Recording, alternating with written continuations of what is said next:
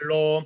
5월 26일 동익교회 수요예배를 시작하겠습니다. 사도신경으로 우리의 신앙을 고백하겠습니다. 나는 전능하신 아버지 하나님 천지의 창조주를 믿습니다. 나는 그의 유일하신 아들 우리 주 예수 그리스도를 믿습니다. 그는 성령으로 잉태되어 동정녀 마리아에게서 나시고 본디오 빌라도에게 고난을 받아 십자가에 못 박혀 죽으시고 장사된 지 사흘 만에 죽은 자 가운데서 다시 살아나셨으며 하늘에 오르시어 전능하신 아버지 하나님 우편에 앉아 계시다가 거기로부터 살아있는 자와 죽은 자를 심판하러 오십니다. 나는 성령을 믿으며 거룩한 공교회와 성도의 교제와 죄를 용서받는 것과 몸의 부활과 영생을 믿습니다. 아멘. 함께 찬양하시겠습니다. 찬송가 445장입니다. 찬송가 445장 대산을 넘어 험곡에 가도 함께 찬양하시겠습니다.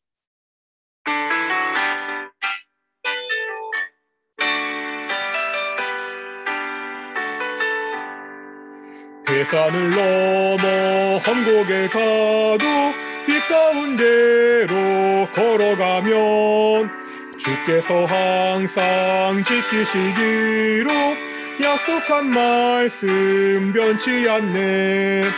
하늘의 영광 나의 맘속에 차고도 넘쳐 할렐루야를 힘차게 불러 영원히 주를 찬양하리.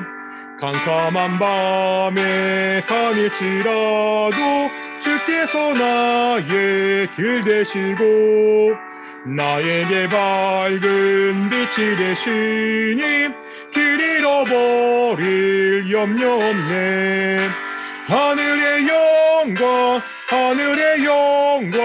나의 맘속에 차고도 넘쳐 할렐루야를 힘차게 불러 영원히 주를 찬양하리. 광명한 그 빛 마음에 받아 찬란한 천국 바라보고 할렐루야를 힘차게 불러 날마다 빛에 걸어가리. 하늘의 영광 나의 맘속에 차고도 넘쳐 할렐루야를 힘차게 불러 영원히 주를 찬양하리. 기도하겠습니다. 거룩하고 존귀하신 아버지 하나님 감사드립니다. 오늘도 우리가 수요예배로 이렇게 나와 있습니다. 하나님, 아직까지 수요예배 모여 예배하지 못합니다. 하지만 우리가 있는 그곳 처소에서 하나님의 말씀을 배우기 원하며 하나님을 예배하기 원합니다. 아버지 하나님, 코로나19 때문에 많은 사람들이 근심하고 걱정하고 있습니다. 사랑하는 동인의 성도들을 지켜주시옵시고 이 전염병으로부터 지켜주시옵소서. 아버지 하나님, 혹시나 이 코로나19로 인해서 고통받는 가정들이 있으면 주께서 찾아가 주시고 그 문제에 개입하시고 그 문제를 해결해 주시옵소서. 하나님, 백신 접종이 한창 되고 있습니다. 백신에 부작용이 없게 하여 주시옵시고 많은 사람들이 백신을 맞아 빨리 우리가 일상을 되찾을 수 있도록 인도하시고 주께서 축복해 주시옵소서. 오늘도 말씀을 들을 것인데 이 말씀 가운데 함께 하시고 이 말씀을 통하여 하나님의 뜻을 우리에게 보여주시옵소서. 감사함이 이 모든 말씀 예수님의 이름으로 기도드렸습니다. 아멘. 예, 반갑습니다. 우리가 계속해서 지금 구약 통독 계속 구약을 공부하고 있죠. 우리가 계속해서 구약을 공부하고 있는데 우리 기억나시죠? 지난주까지 어떤 게 있었죠? 우리가 지난주까지 좀 오랫동안 우리 출애굽 광야 시대를 우리가 함께 공부했습니다. 우리 기억나시죠? 우리가 처음부터 어떻게 배웠죠? 구약의 10시대를 배우는데 가장 먼저 창조시대, 그 다음이 어떤 시대였죠? 창조시대가 끝나고 한 사람 아브라함을 부르는 족장시대를 공부했고요. 마지막 족장 요셉 때 이스라엘 백성들이 애굽으로 들어가게 되죠. 애굽에서 430년을 지내다가 드디어 하나님께서 이스라엘 백성들을 출애굽시키십니다. 출애굽해서 이제는 광야 생활을 쭉 하게 되는데 우리가 정말 오랫동안 우리가 지난주까지 이 이야기를 배웠고요. 그래서 우리가 이 출애굽 광야 시대에 해당되는 성경책은 출애굽기, 레위기, 민수기, 신명기까지. 그래서 마지막 이스라엘 백성들이 광야 생활을 끝나고 모압 광야에 있다가 드디어 모세의 마지막 설교를 듣는 것이 신명기에서 끝나고 드디어 오늘부터 가나안 정복 시대, 하나님이 약속하신 땅, 이 가나안 땅에 들어가는 것을 우리가 함께 보게 됩니다. 이 가나안 정복 시대에 해당하는 책은 나와 있는 여호수아서죠. 우리가 여호수아서를 통해서 가나안 정복 시대에 어떠한 일이 있었는지를 차근차근 볼 텐데요. 한번 우리 지도를 보면 이게 지금 아이고 요쪽에가 지금 가나안 땅이죠. 이스라엘 백성들이 이 모압 평야에서 마지막으로 모세의 설교를 듣죠. 그것이 바로 신명기의 내용입니다. 그 다음 요단강을 건너는데, 그러니까 이스라엘 지도는 이렇게 되어 있는 거예요. 맨 위에 있는 이것이 갈릴리 호수가 되는 거고요. 맨 밑에 있는 이 물이 사해바다, 사해호수가 되는 거고요. 이 갈릴리 호수와 사해바다를 잇는 요 강이 요단강입니다. 그래서 요단강 동편, 요단강 서편이 되는 건데, 요단 동편 모압 지역에 있던 이스라엘 백성들, 여기까지가 신명기라고 말씀드렸고요. 이제 이 요단강을 건너서 가나안 땅에 들어가기 시작하는 것, 그것이 바로 가나안 정복 시대 여호수아서의 내용입니다. 그래서 여기 보면 여리고도 있고 아이도 있고, 그래서 여리고와 아이를 점령하여 무찌른 다음에 이렇게 가나안 남쪽 지역을 정복하고 가나안 북쪽 지역을 점령하는 이야기들이 그 여호수아서 그 전반부에 나와 있고, 뒤에도 보겠지만 여호수아 후반부에는 그렇게 점령한 이 가나안 땅을 이스라엘 12지파가 각각 땅을 나눈 이야기가 그렇게 여호수아서 뒤편에 있는 것을 보게 됩니다. 그래서 우리가 여호수아서를 크게 네 부분으로 나눌 수 있습니다. 네 부분은 나눌 수 있는데 특징적인 동사가 있죠. 맨 처음 건너라, 두 번째 취하라, 세 번째가 뭐죠? 나누라, 네 번째가 섬겨라. 그러니까 여호수아서는 이렇게 건너라, 취하라, 나누라, 섬기라, 이 큰 네 개의 동사를 중심으로 이루어졌습니다. 처음 건너라, 어디를 건너라는 거예요? 요단강을 건너라. 요단 동편에서 요단강을 건너면 드디어 하나님이 약속하신 땅 가나안 땅에 들어가게 됩니다. 그래서 여호수아서 1장부터 5장까지는 가나안 땅의 입성, 어떻게 이스라엘 백성들이 들어가는지 그 이야기가 기록되어 있습니다. 두 번째 뭐죠? 취하라. 취하라, 가지라는 거예요. 드디어 가나안 땅에 입성한 이스라엘 백성들이 그 땅을 취하는 것, 그 땅을 정복하는 내용이 6장부터 12장까지 나왔습니다. 그러니까 이 여호수아서는 1장부터 24장까지 24장으로 이루어져 있는데, 앞에 1장부터 12장까지는 가나안 땅에 들어가서 그 가나안 땅을 정복하는 이야기입니다. 이제 후반부는 뭐죠? 후반부는 세 번째, 나누라. 땅을 정복했잖아요. 그 정복한 땅을 이스라엘 각 지파별로 분배하고 나누는 이야기. 그래서 13장부터 21장까지는 땅의 분배에 관한 이야기가 나오는 것을 볼 수가 있습니다. 이렇게 땅 분배가 다 끝나고 마지막으로 뭐라죠? 섬겨라.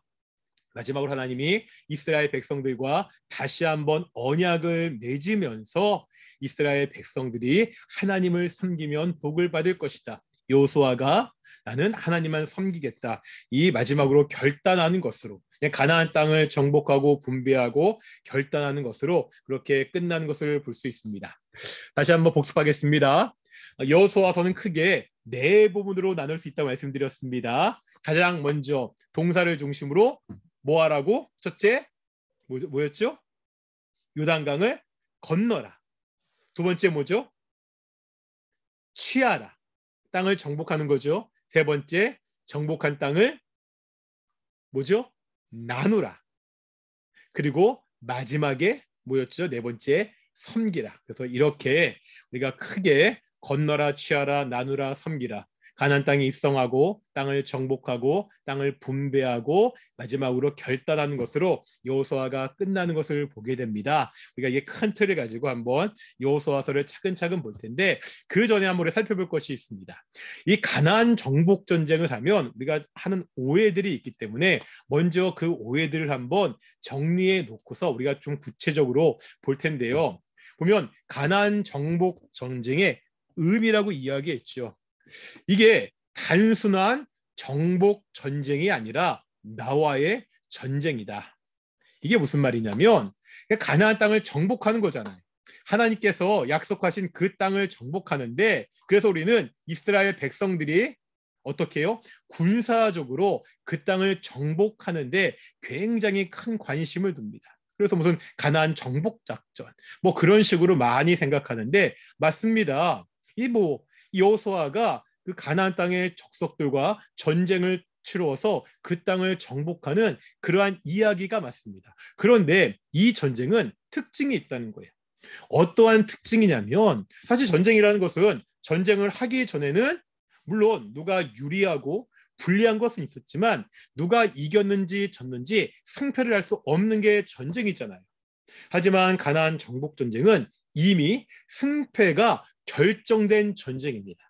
하나님께서 이스라엘 백성들에게 이미 승리를 주셨습니다. 그러니까 지금 이스라엘 백성들은 단순히 전쟁을 해서 그 땅을 정복하는 가나안 족속과 싸우는 것이 아니라 누구랑 싸운다고요? 나랑 싸운다는 거예요. 이건 뭐냐면 이 승리를 주신 하나님을 믿고 의지하느냐, 내가 하나님을 믿고 의지하느냐 의지하지 않느냐, 이 문제라는 거죠. 이미 전쟁의 승리는 확정되어 있습니다. 이것을 믿고 하나님의 뜻대로 순종하느냐 순종하지 않느냐, 그래서 단순히 정복 전쟁이 아니라 나와의 그 전쟁이라고 말씀드렸고, 두 번째가 뭐죠? 영적 전쟁은 도덕적 전쟁이다. 이게 뭐냐면 우리가 그 가나안 정복, 특별히 여리고성을 도는 것, 그런 걸 이야기하면서 쉽게 영적 전쟁의 예로 많이 듭니다. 우상을 섬기는 악한 가나안 정복 그 족속들을 하나님의 백성 이스라엘 백성들이 승리한 거잖아요. 그래서 무슨 영적 전쟁의 모델로 이 가나안 정복 전쟁을 이야기하는데, 이 여호수아서를 잘 읽다 보면은요, 이 영적 전쟁이라는 것은 그냥 귀신 쫓아내는 게 아니에요.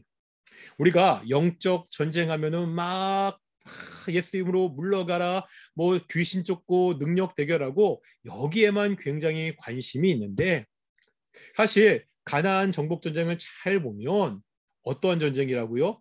도덕적 전쟁이라는 거예요. 귀신을 그냥 쫓아내는 것이 아니라 그 귀신, 악한 영이 지배하는 그 악한 세상에서 하나님의 뜻대로 살아가는 이 도덕적 전쟁, 그렇게 살아가는 사람들이 이 영적인 전쟁에서 승리하는 것을 우리는 볼 수 있습니다. 앞으로 쭉 계속 우리가 이 문제를 보도록 할 거고요. 다음에 여호수아서의 중요성, 여호수아서가 왜 중요하냐? 1번이 그거죠.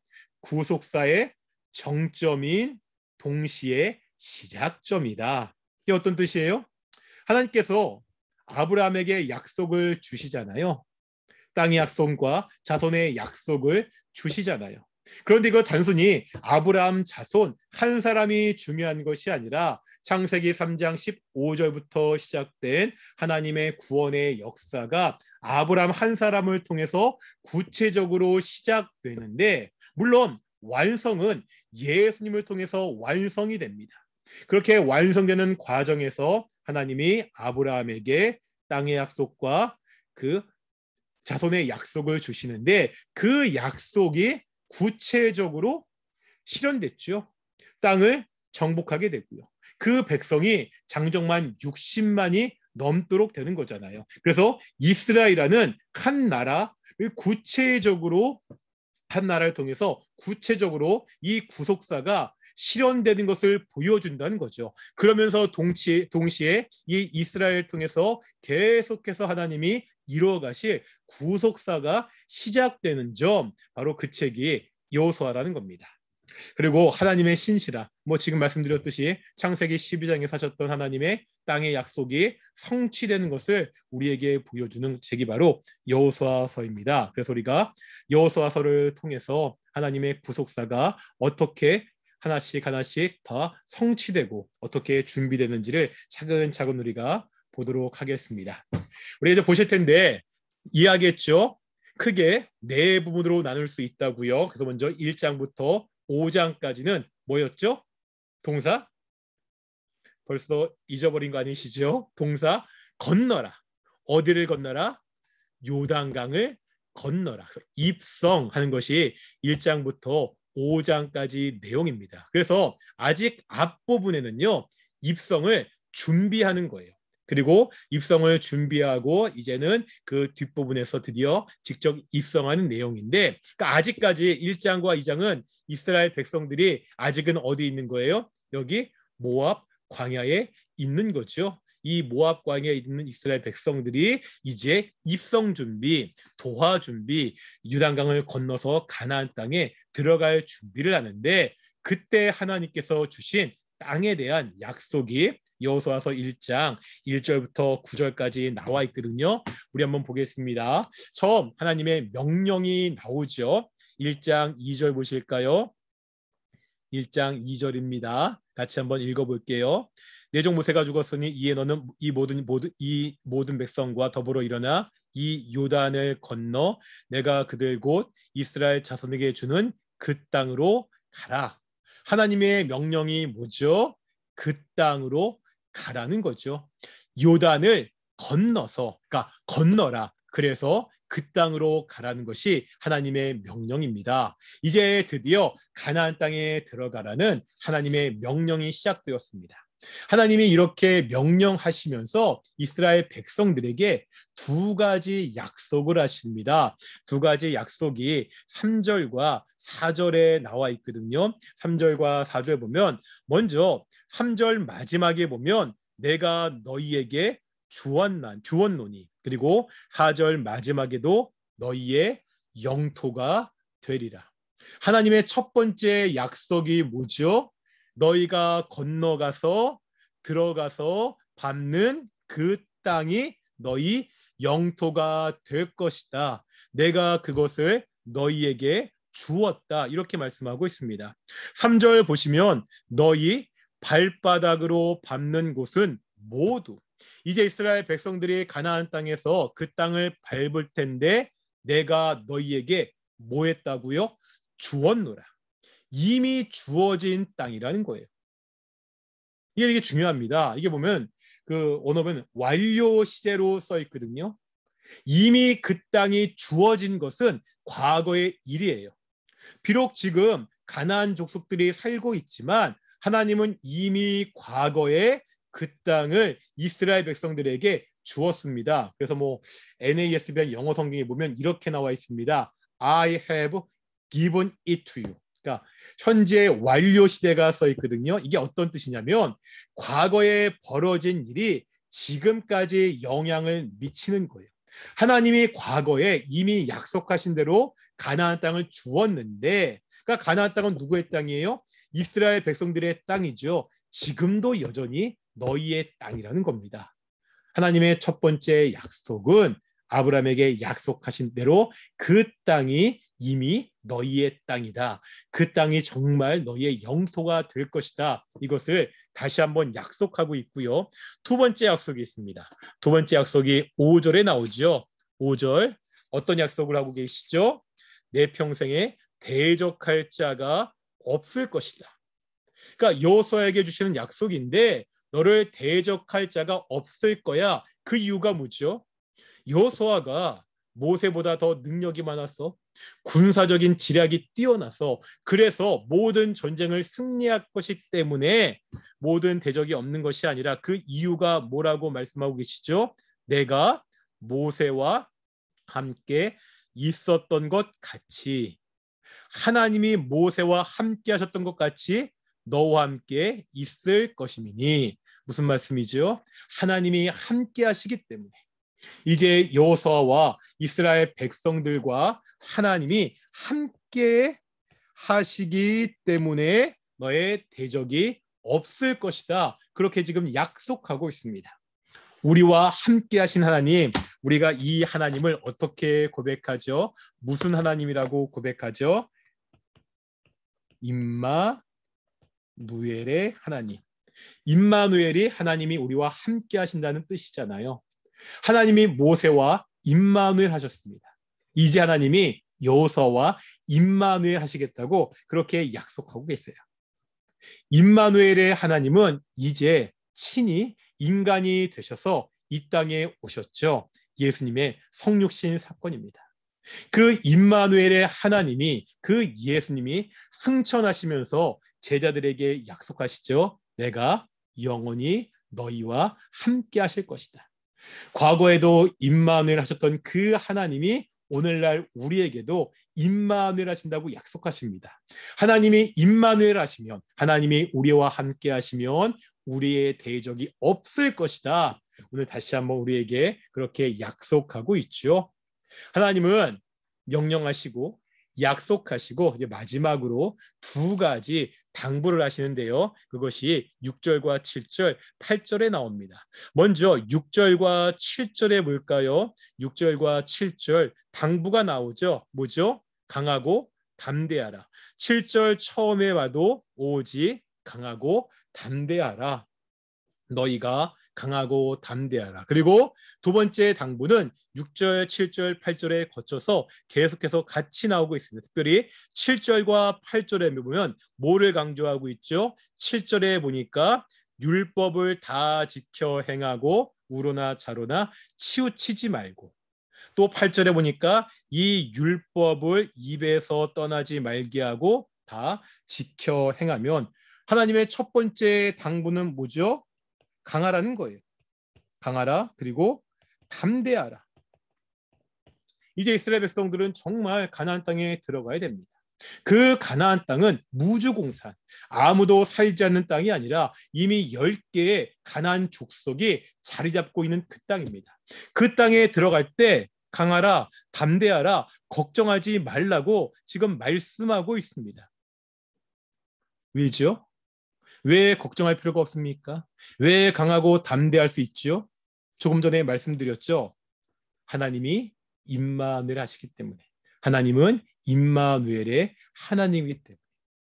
하나님이 이스라엘 백성들과 함께 하시기 때문에 이스라엘 백성들은 걱정하거나 염려하지 않고 강하고 담대하게 그 땅에 들어갈 수 있습니다. 그렇다면 어떻게 하나님이 이스라엘 백성들과 함께 할 수 있죠? 이스라엘 백성들이 어떻게 할 때 하나님이 이스라엘 백성들과 함께 하셔서 그들을 강하고 담대하게 만드십니까? 두 번째 당부죠. 뭐라고요? 하나님의 율법, 하나님의 말씀을 듣고 지키고 순종하라.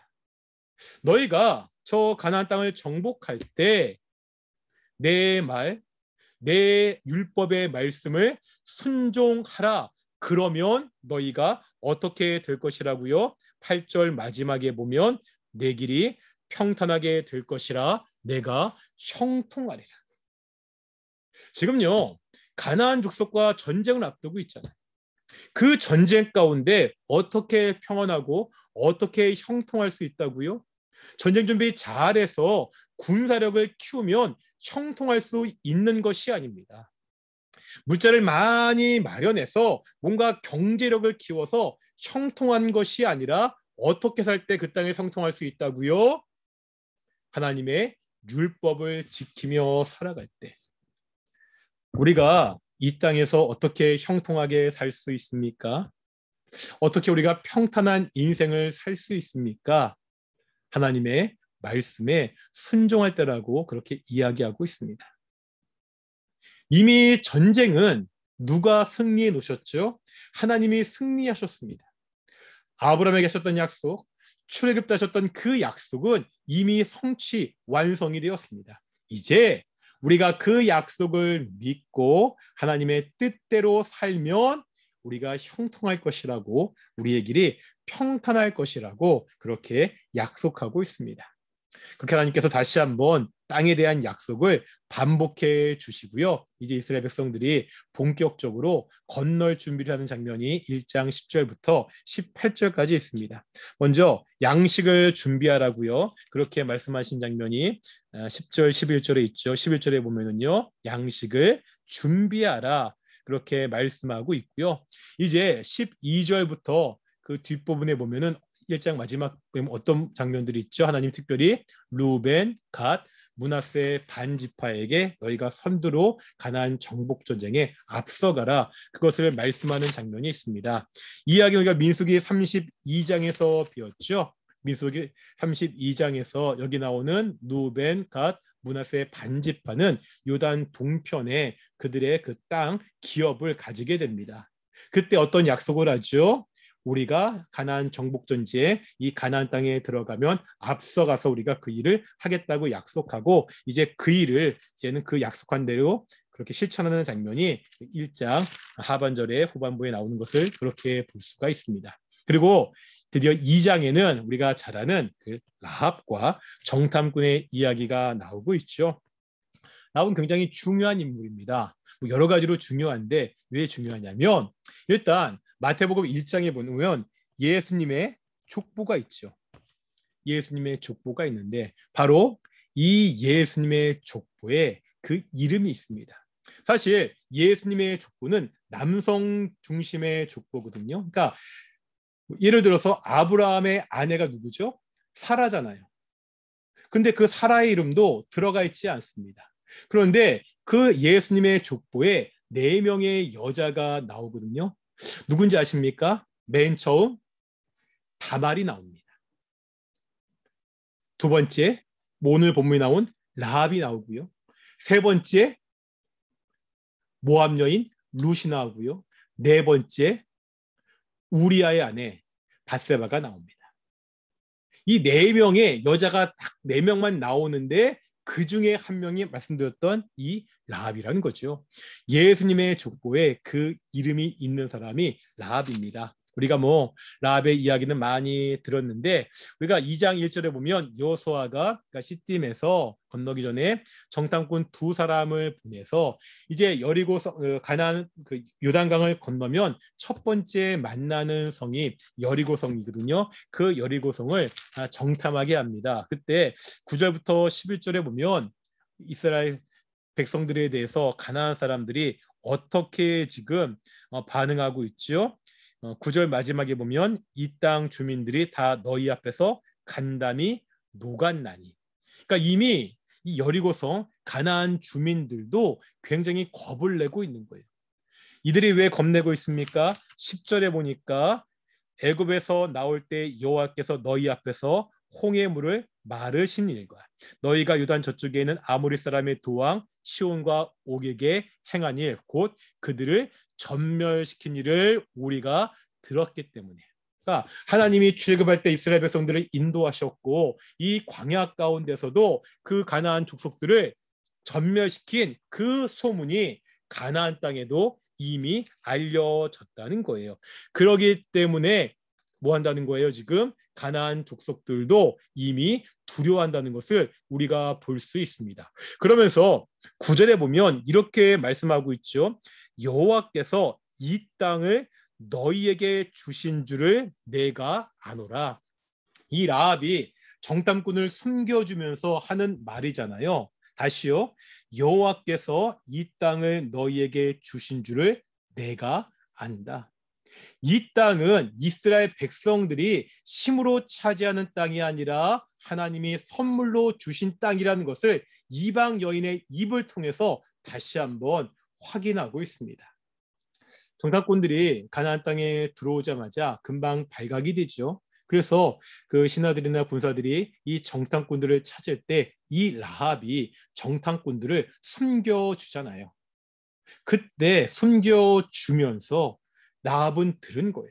하나님이 어떠한 분인지 들었고 하나님이 이스라엘 백성들에게 이 땅을 선물로 주셨다는 것을 들었습니다. 듣고 뭐 한 거죠?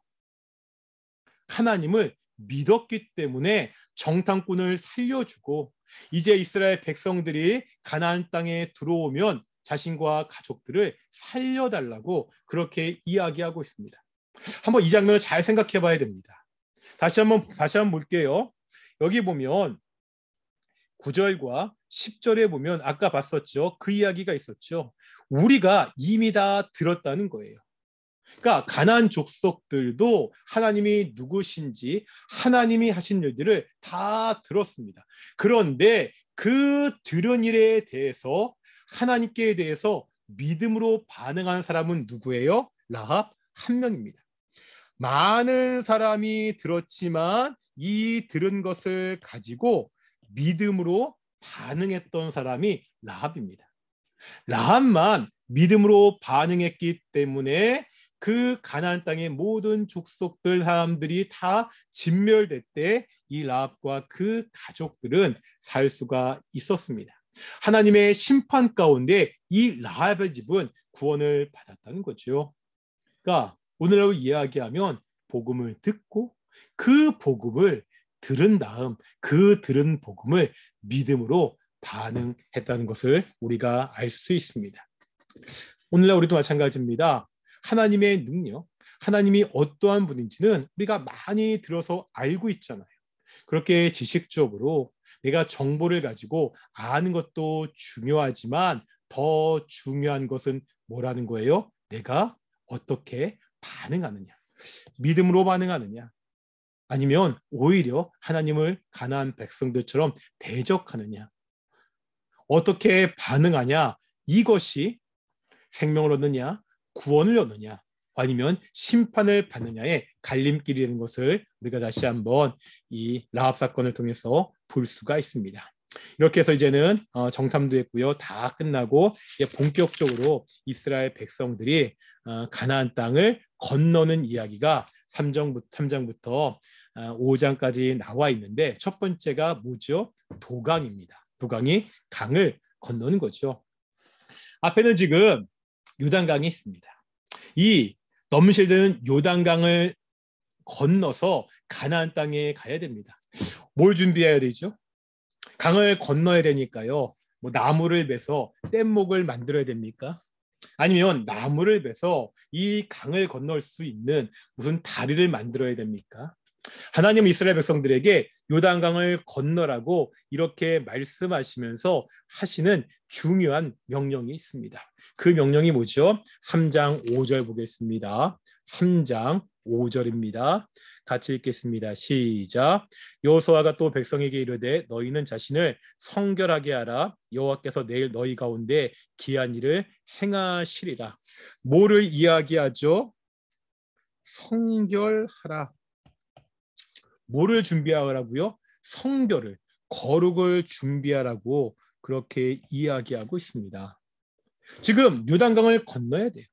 지금 요단강은 넘실넘실 되는 때입니다.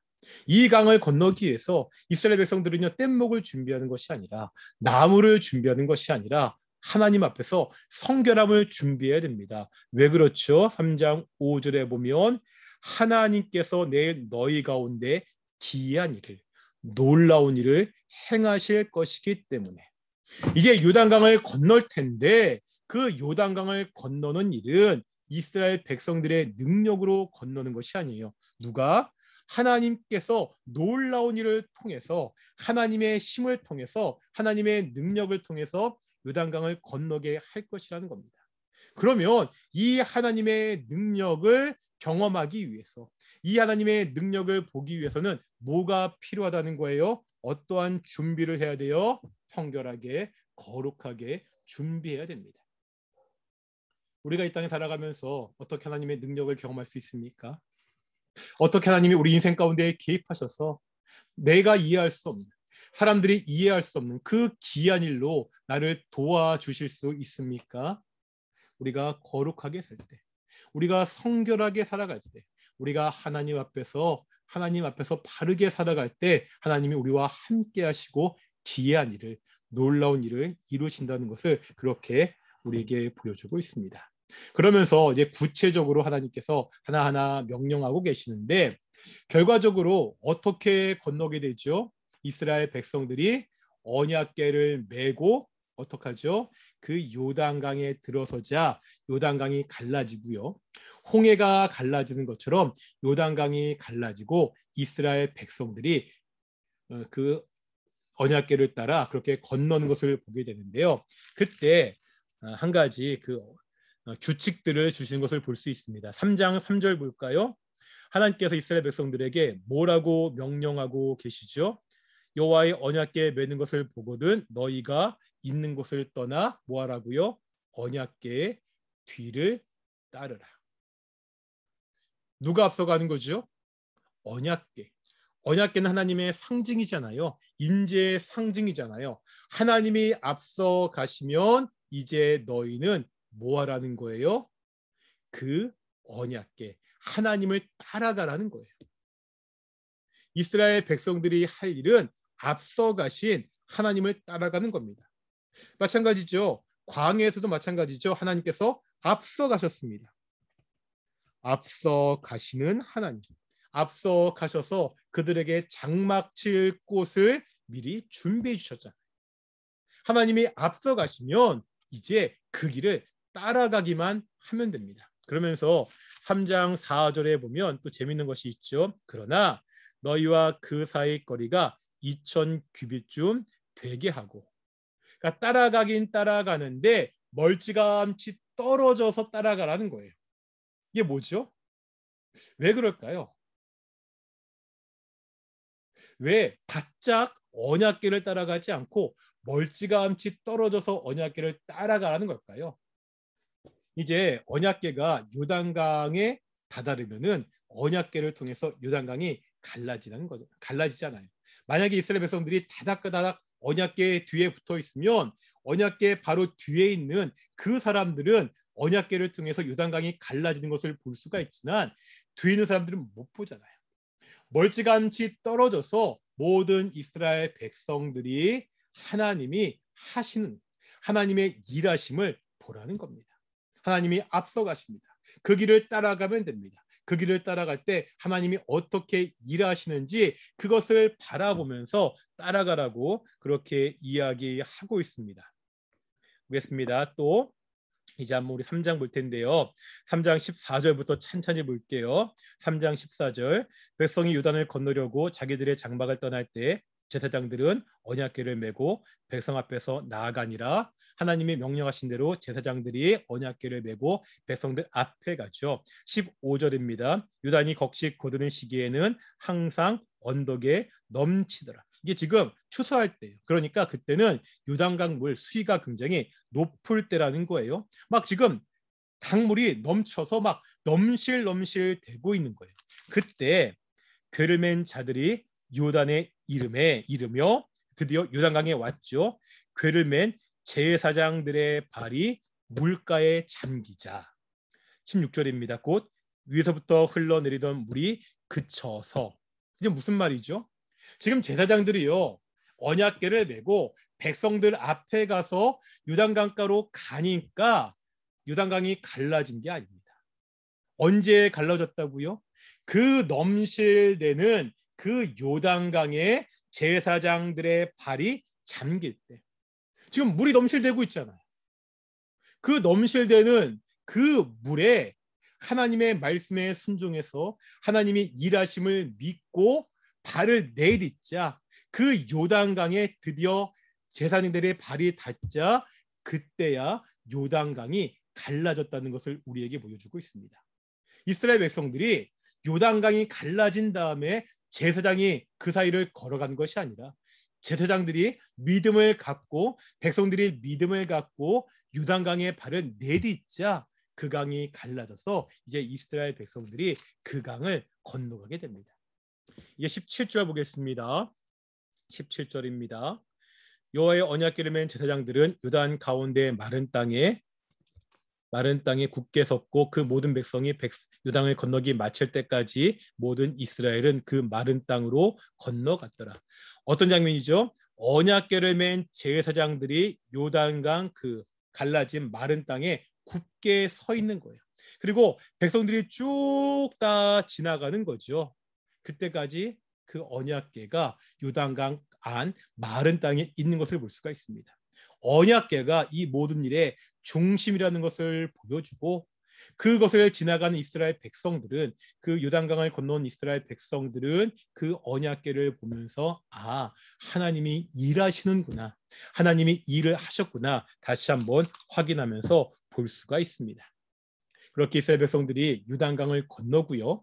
여호수아 4장에는 이 요단강 도하를 기념해서 거기에서 돌을 가져다가 기념비를 세우는 장면이 나와 있죠. 왜 기념비를 세우느냐? 6절에 보면 이것이 너희 중에 표징이 되리라. 후일에 너희의 자손들이 물어 이르되 이 돌은 무슨 뜻이냐 하거든. 뭐 하는 거죠? 왜 그 요단에서 돌을 취해서 이렇게 기념비를 만드는 거죠? 후손들에게 교육시키기 위해서. 우리가 원래 요단 동편에 있었는데 하나님께서 놀라운 기이한 능력으로 요단강을 갈라지게 하셔서 우리가 이제 이 땅에 들어왔고 이 땅을 정복할 수 있었다. 이것을 후손들에게 가르치기 위해서라는 것을 분명히 말씀하고 있습니다. 우리가 신명기, 출애굽기도 마찬가지인데 하나님은 끊임없이 다음 세대에게 하나님의 일하심을 전달하는 것, 가르치는 것에 관심이 있었습니다. 다음 세대의 교육에 끊임없는 관심을 보여주셨습니다. 그래서 계속해서 다음 세대를 교육하도록 교육할 수 있는 장치들을 만들고 계십니다. 제가 지지난주에 우리 동인교회 안드레 프로젝트를 말씀드리면서, 그런데 이렇게 하나님께서는 다음 세대 교육을 강조하고 그들을 가르칠 장치들을 마련하셨지만 사사기 1장에 보면 여호수아와 그 시대 사람들이 죽은 후에 다른 세대는, 그 다음 세대는 금세 하나님을 잊어버린 것을 우리가 볼 수가 있죠. 하나님은 다음 세대에게 이 믿음을, 신앙을 전수하라고 여러 번 강조해서 이야기하셨지만 이 여호수아 4장도 결국 그 이야기거든요. 너희만 이 요단강을 건넌 놀라운 일을 기억하지 말고 다음 세대에게 이 일을 가르쳐라, 이 일을 보여줘라, 그렇게 말씀하셨지만 이스라엘 백성들은 그들이 가졌던 신앙을 다음 세대에 전달하는 것을 실패한 것을 우리가 볼 수 있습니다. 하나님의 관심은 다음 세대에 있습니다. 다음 세대의 교육에 있습니다. 우리 동인교회도 이 일을 소홀히 해서는 안 됩니다. 무엇보다도 우리 동인교회의 주일학교가 활성화될 수 있도록 우리의 자녀들에게 복음을 잘 전해야 됩니다. 안드레 프로젝트를 시작하면서 말씀드렸지만 정말 동인교회의 안타까운 것들이 자녀들 중에 예수님을 믿지 않는 자녀들이 너무나 많이 있습니다.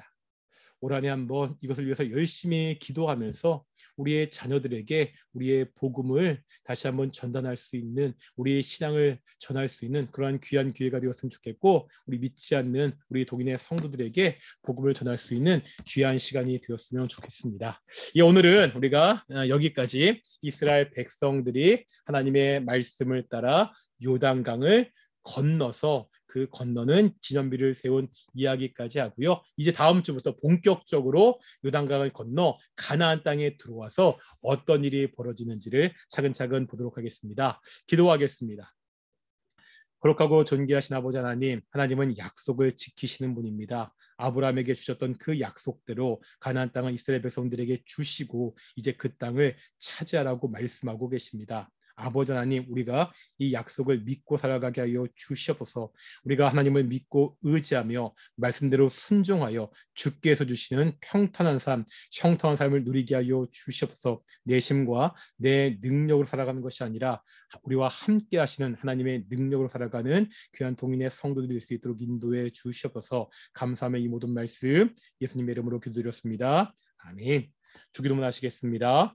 하늘에 계신 우리 아버지, 아버지 이름을 거룩하게 하시며 아버지 나라가 오게 하시며 아버지의 뜻이 하늘에서와 같이 땅에서도 이루어지게 하소서. 오늘 우리에게 이러한 양식을 주시고 우리가 우리에게 잘못한 사람을 용서하여 준 것 같이 우리 죄를 용서하여 주시고 우리의 시험에 빠지지 않게 하시고 악에서 구하소서. 나라와 권능과 영광이 영원히 아버지의 것입니다. 아멘. 감사합니다. 우리 다음 주에 뵙겠습니다. 수고하셨습니다.